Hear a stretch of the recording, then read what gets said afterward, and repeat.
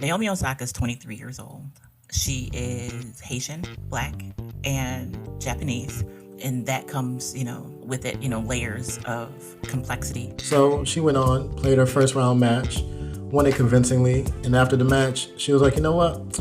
I don't need you, French people. I'm gone. That was like the drop the mic moment for her. And then everyone else is standing there, mouth open, trying to figure out, did she just do this? Did she just leave a grand slam? Welcome to Living the Front Seat Life. I'm your host, Kelly Marie, and I invite you to take this journey with me. We're going to be talking about all things mental health and emotional well-being.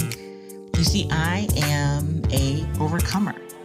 If you are interested in figuring out the path for you to determine how and where you will drive your future, this is the place to be. We get to determine the ride. We may not get to determine the weather or who's on the road with us or if it's going to be a scenic route or not, but we are the drivers. So join me on this ride, living the front seat life.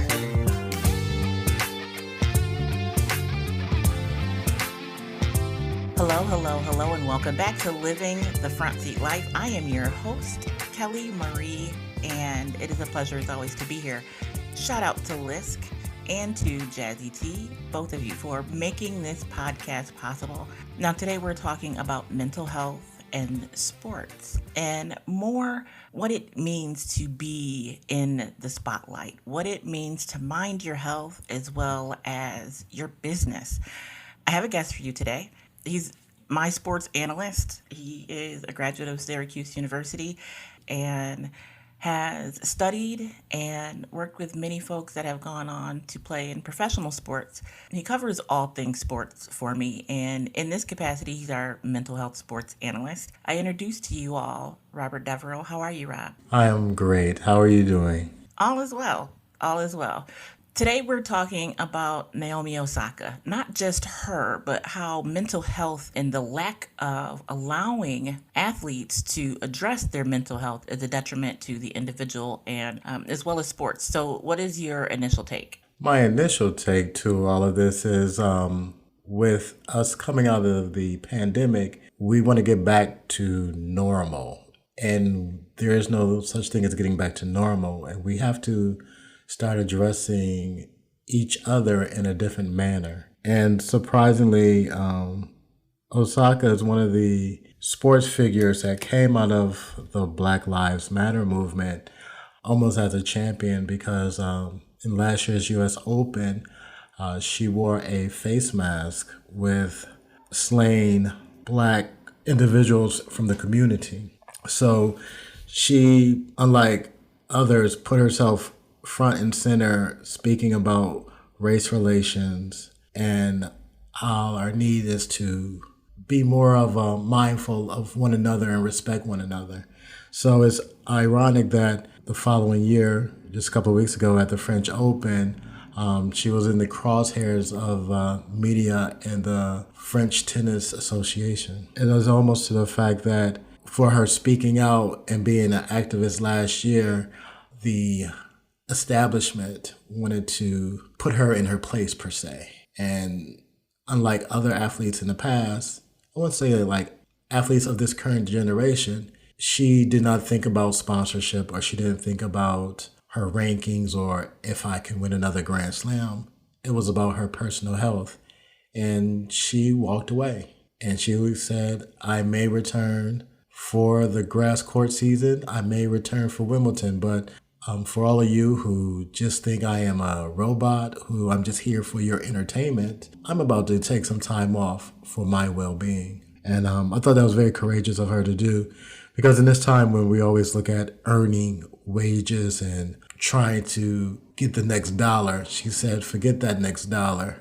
My peace of mind, my health is more important than that. And so that to me was really a front seat life move. Right. Well, before she withdrew, right, she announced that she would not be taking interviews and wouldn't be meeting with media. And because of that, she was fined and was fined $1,500, correct? $15,000. Actually, that is what I meant. She was fined $15,000 because she violated the rules, regulations of the Federation, right? Yes. At most, pretty much in any sports, NFL, NBA, WTA, LPGA, you have to find yourself available to the media. And before the tournament started, she said, "You know what? I'll come here to play, but I'm not really here to talk to the media." And she was not in that mind frame. So the federation said, "We're going to fine you." So they were very quick about it. They seemed to not really care about it. It's like either you're going to talk to the media or we're going to fine you $15,000. So she went on, played her first round match, won it convincingly. And after the match, she was like, "You know what?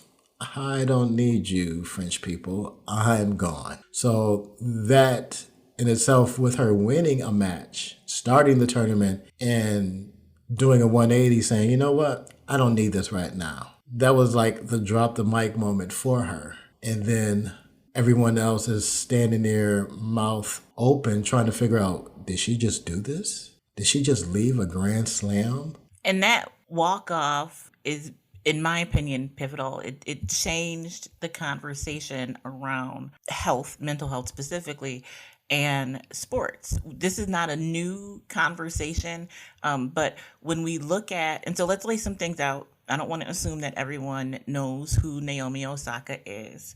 She is a women's tennis player. She is Japanese and Black, Haitian.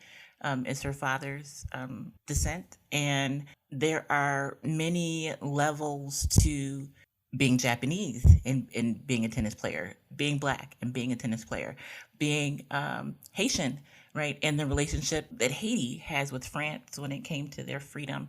And so there are a lot of pieces to the puzzle that we don't know, but just on the surface, what it appears to be really is retribution for someone exercising the right to peace of mind, to mental health. She spoke out and said, "Listen, since, a previous win, I've been battling depression, maintaining my mental health, and I need this for myself." And the response was basically, do whatever you need for yourself, but here's this fine. Pretty much. And like I said, there's so many levels to this. Like I referenced before, she was one of the sports figures who really spoke out about police brutality and how people of color are treated in America. She represents, or she operates in a very complex level because, like you said, with her father being Haitian and being born in the United States, she had the decision to say, I can represent the United States, but the USTA, which is the United States Tennis Association, wasn't really giving her the love that she thought because she comes from a generation where there's a lot of women tennis players. So she decided to represent the birthplace of her mother, Japan.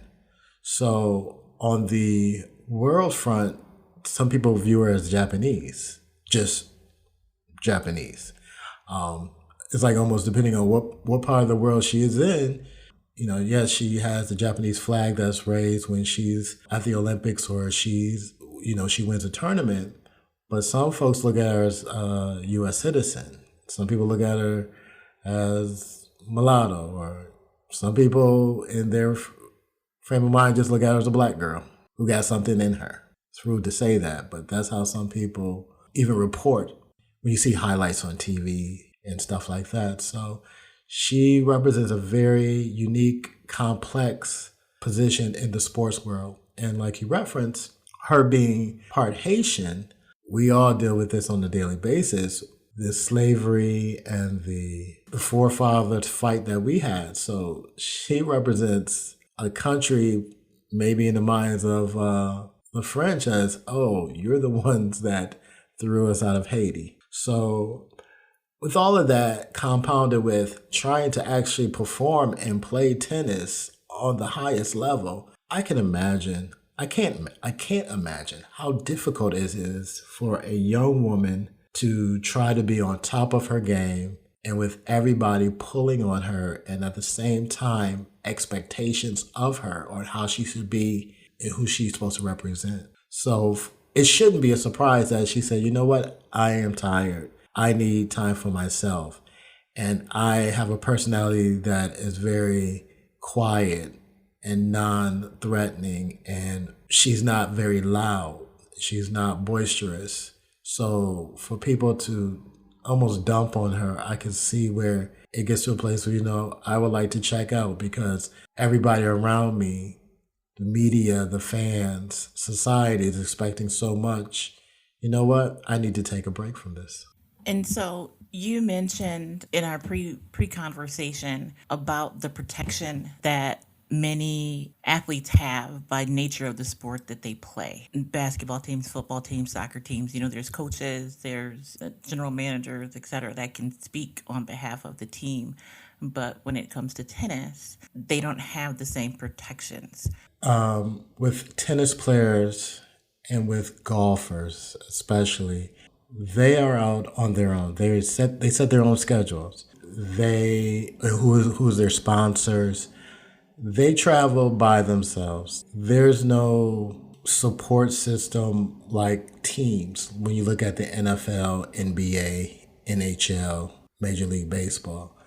You're talking about an individual sport where they will have their coach with them, and they may have a small circle of friends, like 2 or 3 people. You might have a nutritionist, you might have a physical therapist with you, but there's not people that's around you that can take questions for you, like when you see in sports teams where there may be a coach, a position coach, an owner who would take questions and shield their players.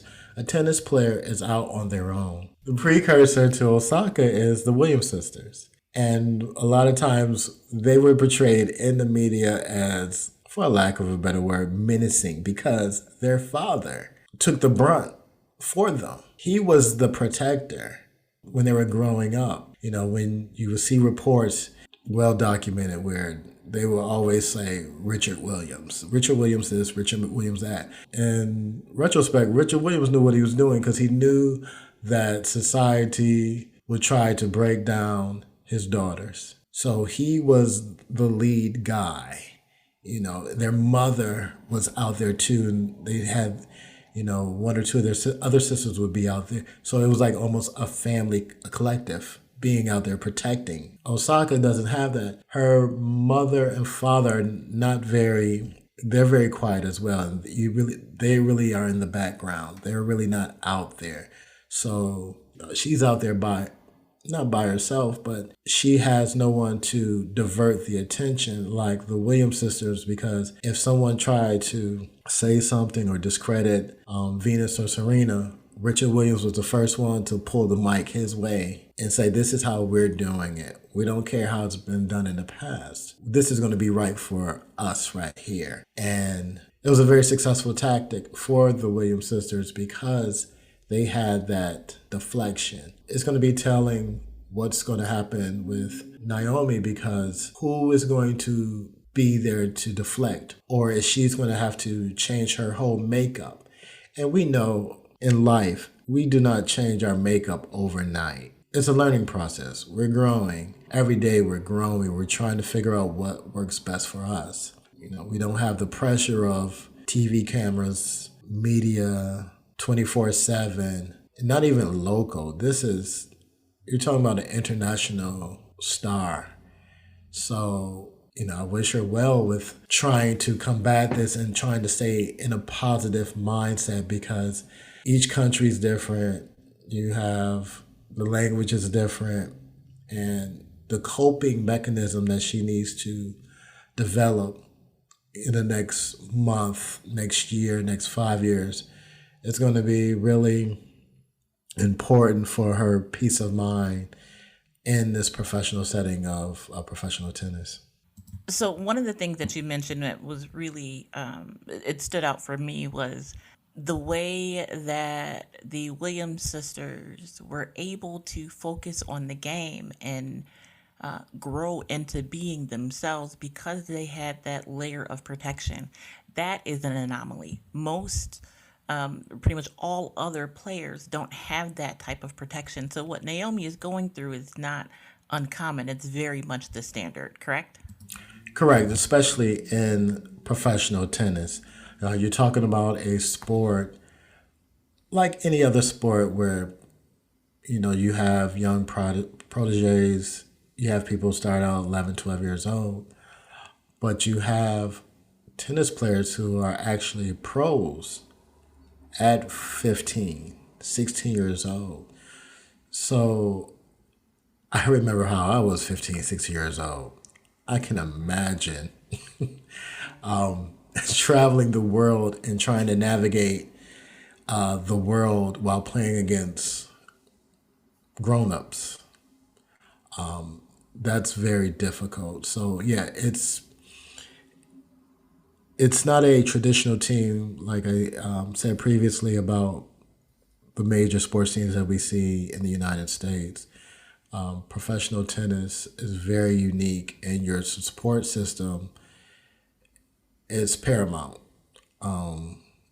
for as far as success. Yes, she does all the heavy lifting. She does the work on the stage, on the court, and win. But if you don't have that support system, if you don't have people know how to get your food in Budapest, if you don't know how to speak French when you're playing in Paris, if you go to the US Open, you know not to stay in the Bronx, but stay in lower Manhattan or Brooklyn to get closer to Queens because the commute is easier. It's very difficult for tennis players to be, and as I said before, for her to be such an international tennis player representing so many different ethnic backgrounds and groups is very difficult. The team, that support system that she has around her will play a big part in the next couple of years, because if not, you have those casualties in the tennis like the Jennifer Capriatis who burnt themselves out because they were doing super grown up stuff when they ain't supposed to be doing, because they had a support system who was just there for the money and then wasn't still the parent and let their child grow. It's going to be interesting to see what happens with it, because I think all of us in life need support.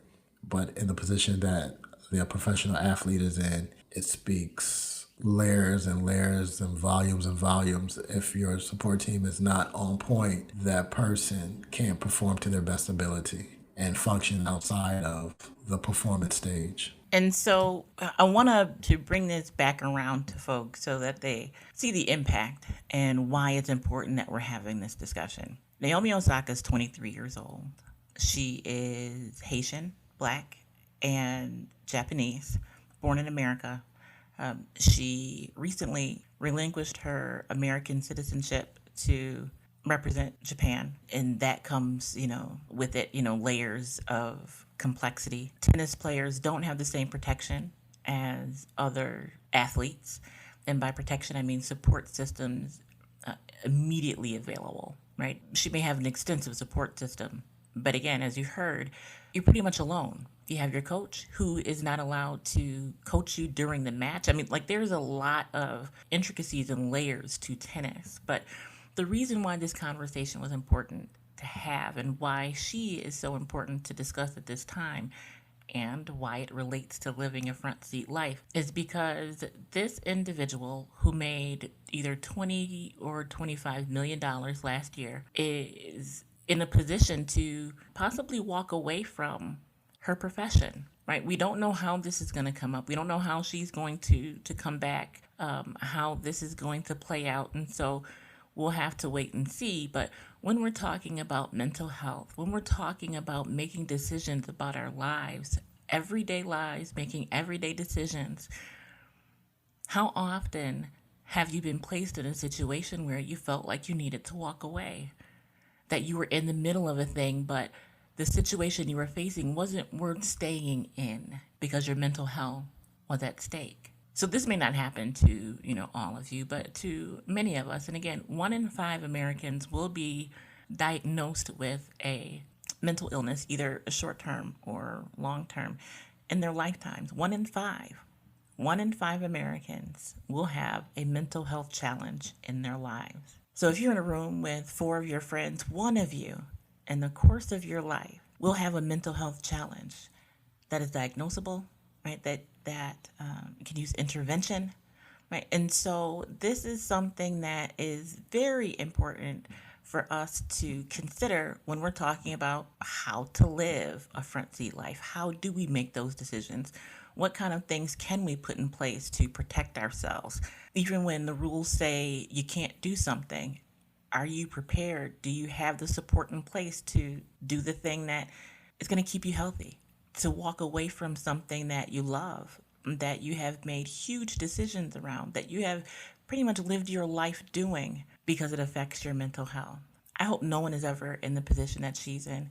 Not necessarily, it has nothing to do with tennis specifically, right? We're talking about just lives and people living their lives and making decisions. But the necessity to, one, be able to exercise your mental health, two, to be able to walk away when necessary, and three, be able to live in a way that you, at the end of the day, are comfortable with. She had to make those decisions based upon what was best for her, and she has withdrawn. It was just released a couple hours ago. She just withdrew from the next set of matches. Yes, after the French Open, the tennis tour goes immediately to the grass court season leading up to Wimbledon. So there's a couple of warm-up tournaments leading up to Wimbledon that starts at the end of June. So yeah, she was like, I'm not playing grass court season. For the money part of it, this is when you see the resolve of a person and say, you know what, I have enough. When you talk about walking away, it's like, I don't need that in my life. Yeah, I can miss those tournaments. I can miss Wimbledon because you know what? I need to be in a proper frame of mind. So for those who depend on the Black body to make money for them, it becomes a head scratcher, almost like, oh my God, what are we going to do? Because the TV ratings is not going to be high. The sponsorship, the clothes that she wears, one of her bigger sponsors is Nike. Nike now says, my gosh, we don't have her wearing the latest season clothes at this particular tournament. So we'll see how long this ride for that portion of it, because we know it's all fun and games. It's all lovey-dovey when we want to say we support you, but when the money starts getting lower, it's not making like it normally would. How long will these sponsors and these other companies stand by her? Right. The performative nature of it, because Nike has come out and said we support her. Of course they have, right? But how long will that support last? Or will they parlay this and release a new line and market it in a different way? There's ways around it. And so my hope is that all the support that she's receiving from her sponsors is more than performative, that they stand by her throughout this whole thing, because it speaks to, again, more than just the work. We have to be able to support the whole person. And when it comes to sports, fans, and when you look at team sports, that's where management, do they have the well-being of the player in mind, or is it just perform? If you don't perform, I have no use for you. She's in a very unique position because you can almost say she's self-employed. She's a tennis player. She doesn't have to rely on a team. She is the team. She has more of a voice than any other athlete out there, because over the past few years, you've heard more and more cases regarding mental health come out. You saw it in more in basketball than any of the other major sports in America. And some people in the media dismissed it, which was sad. I think people forget that these are human beings. These are people with lives. These are people with families. These are people with feelings. And media and the fans and management don't look at it like that. They look at them almost like performance, animals sometimes. And property, yes. That's sad as a society that we're at that place.